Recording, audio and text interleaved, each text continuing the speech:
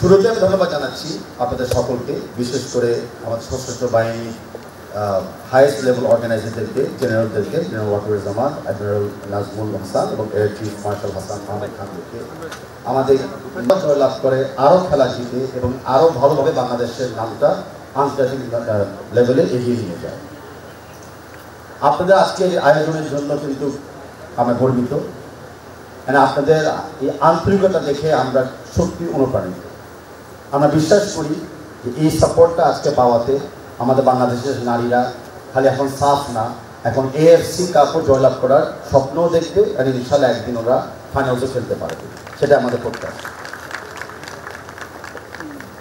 একই সাথে আমি একটু স্মরণ করে দিতে চাই যে বাংলাদেশ ফুটবল ফেডারেশন এবং সশস্ত্র বাহিনীদের যে একটা আন্তরিকতা, বা আমরা যে ডিফারেন্ট অর্গানাইজেশন নয় ফুটবল মহলে।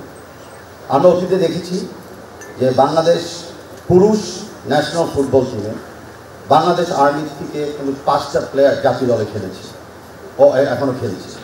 বাংলাদেশ নেভি থেকে 12 জন প্লেয়ার জাতীয় দলে খেলেছিল। বাংলাদেশ এয়ারফোর্স থেকে 1টি প্লেয়ার বাংলাদেশ জাতীয় দলে খেলেছে।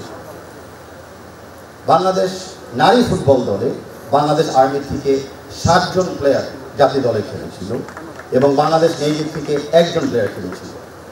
তা আমাদের সম্পর্ক কিন্তু খালি প্লেয়ারদের ভিত্তিতে সীমাবদ্ধ নয়, আমাদের সম্পর্ক ফুটবলে কিন্তু আরেকটু ওয়াইড। তেমনি বাংলাদেশ আর্মি থেকে আমাদের 4 জন সার্টিফাইড কোচেস আছে, বাংলাদেশ নেভি থেকে আমাদের 4 জন সার্টিফাইড কোচেস আছে এবং বাংলাদেশ এয়ারফোর্স থেকে আমাদের 1 জন সার্টিফাইড কোচ আছে।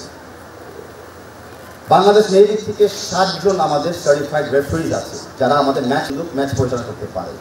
তাই আমি ধন্যবাদ জানাচ্ছি সশস্ত্র বাহিনীর সকল কর্মকর্তাদেরকে যে ফুটবলকে যে আপনারা এতভাবে সাপোর্ট দিচ্ছেন, একটা ডাইভার্সভাবে সাপোর্ট দিচ্ছেন, যে সাপোর্টটা ছাড়া আমরা আজকে এতটুকু আসতেও পারতাম না এবং দেশের নাম ইন্টারন্যাশনাল লেভেলে আমরা উজ্জ্বল করতে পারতাম না।